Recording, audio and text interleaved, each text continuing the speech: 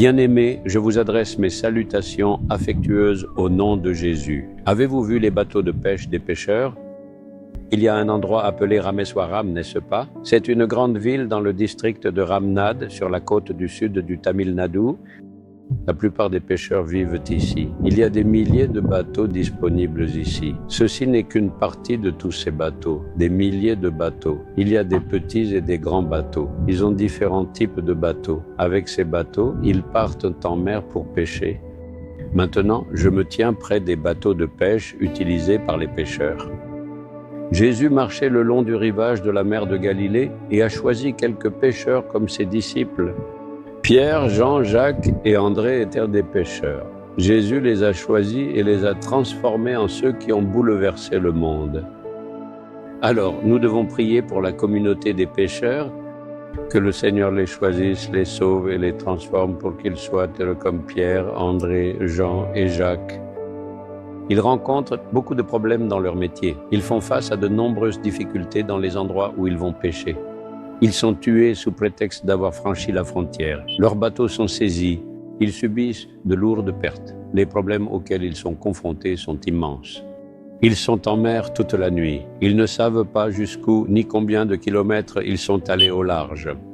Malgré cela, ils partent en mer dans l'obscurité pour pêcher. Nous devons nous souvenir d'eux devant Dieu et prier pour eux. Eh bien, vous demandez peut-être quelle parole le Seigneur a pour vous aujourd'hui? Deutéronome chapitre 28, verset 14. L'Éternel fera de toi la tête et non la queue. Tu seras toujours en haut et tu ne seras jamais en bas. Le Seigneur te dit cela. Le Seigneur fera de toi la tête et non la queue. Tu seras toujours en haut et tu ne seras jamais en bas.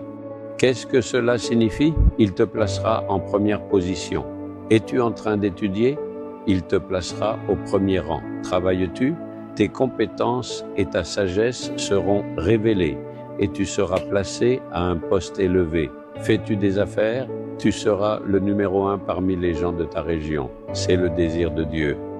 Fais-tu un ministère? Tu seras à la première place. Tu seras la tête et non la queue. Tu seras en haut et non en bas. Qu'est-ce que cela signifie? Le Seigneur te placera à une position élevée.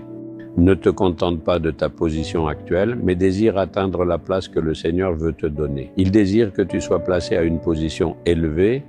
Dis-tu, est-ce que cela arrivera un jour? J'étudie beaucoup pour obtenir la première place, mais je n'y arrive pas. Je travaille très dur et je me donne beaucoup de mal, mais je n'arrive pas à atteindre la première place. Je travaille et je me bats jour et nuit pour mon entreprise, mais ce que je gagne suffit seulement pour la journée.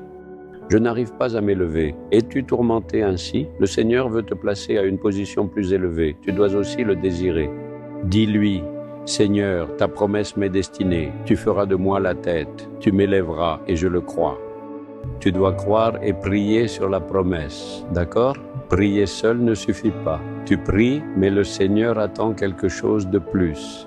Sais-tu ce que c'est? Deutéronome chapitre 28 verset 1 dit « Or, il arrivera que si tu obéis avec diligence à la voix du Seigneur ton Dieu, tu recevras cette bénédiction.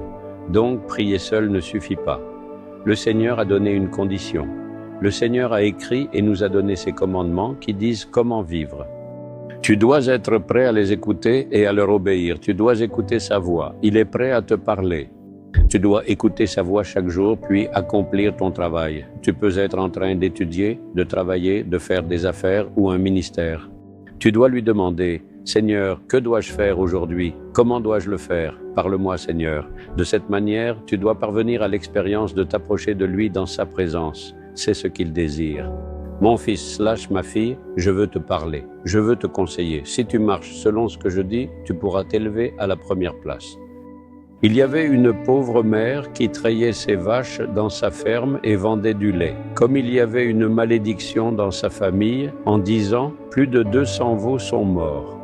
Alors, elle a compris qu'il s'agissait d'une malédiction et a essayé la sorcellerie et d'attacher des talismans aux vaches. Mais rien n'a fonctionné. Puis, elle a entendu parler de Jésus et a remis sa vie entre ses mains. En conséquence, elle a été délivrée de la malédiction. Les veaux ont commencé à aller bien. Elle était très heureuse et s'attendait à ce que le Seigneur la bénisse.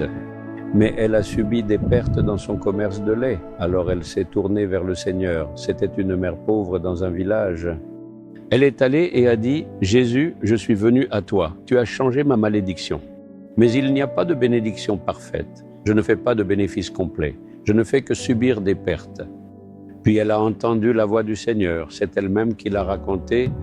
Il lui a dit, « Ma fille, tu coupes le lait avec de l'eau et tu le vends. Comment puis-je te bénir? Tu n'es pas fidèle. » En réponse, la mère a demandé au Seigneur si elle ne devait pas mélanger d'eau, et le Seigneur lui a dit qu'elle ne devait pas le faire, mais plutôt donner du lait pur aux gens.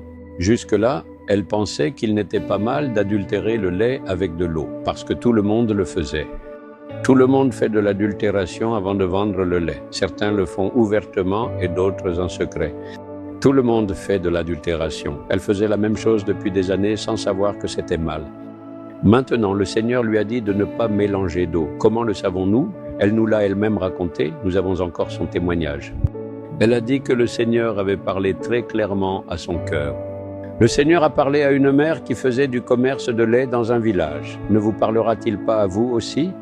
Vous ne lui demandez pas, vous n'attendez pas après lui. Apprenez à lui demander, apprenez à l'attendre. Elle a dit, ce n'est qu'alors que j'ai compris que c'était un péché. Après l'avoir su, j'ai commencé à vendre le lait sans aucune falsification. En conséquence, mon commerce a été béni et j'ai été élevé. Je suis richement béni avec un bon bénéfice. C'est cela la bénédiction, c'est ce que le Seigneur désire. Si vous écoutez la voix du Seigneur et lui obéissez, vous deviendrez le numéro 1, comme il est dit dans cette promesse.